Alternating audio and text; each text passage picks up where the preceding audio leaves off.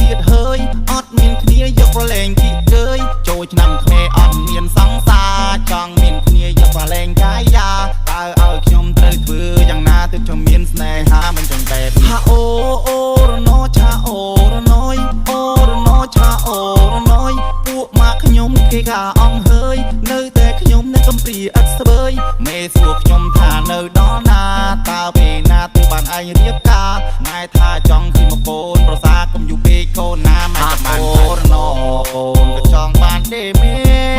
តែកូនភ័ព្វផងគេថាអត់អ្នកស្នេហ៍អត់អ្នកស្រឡាញ់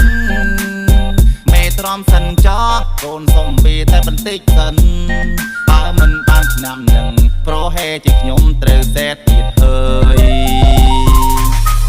ថ្ងៃជួយឆ្នាំខ្មែរគឺមេដឹកសង្សារខ្ញុំមិនអ្នកសេតអង្គុយអបដល់ស្រាគឺអត់អ្នកស្រឡាញ់អត់អ្នកណាត្រូវការចឹងក៏មានតែផឹកដើម្បីបំភ្លេចទុក្ខ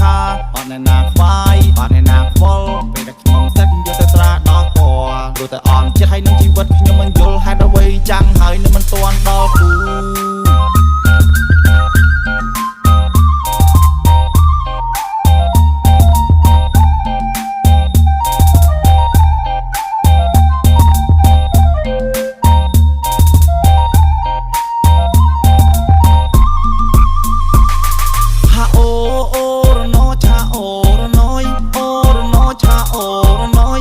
ឆ្នាំខ្មែរខ្ញុំកំព្រាទៀតហើយអត់មានគ្នាយកប្រឡែងគីកើយចូលឆ្នាំខ្មែរអត់មានសង្សារចង់មានគ្នាយកប្រឡែងកាយាតើឲ្យខ្ញុំត្រូវធ្វើយ៉ាងណាទើបខ្ញុំមានស្នេហាមិនចង់បែបហាអូអូរណោឆាអូរណយអូរណោឆាអូរណយពួកម៉ាក់ខ្ញុំគេកាអង្គហើយនៅតែខ្ញុំនៅកំព្រាអត់ស្វើយមេសួរខ្ញុំថានៅដល់ណាតើពេលណាទើបបានឯងរៀបការម៉ែថាចង់ឃើញមកកូនប្រសាកុំយូរពេកកូនណាម៉ែបានអូរណោ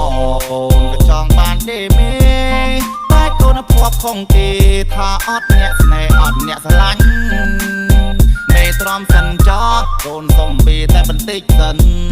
បើមិនបានឆ្នាំនឹងប្រហែលជាខ្ញុំត្រូវសេតទៀតហើយ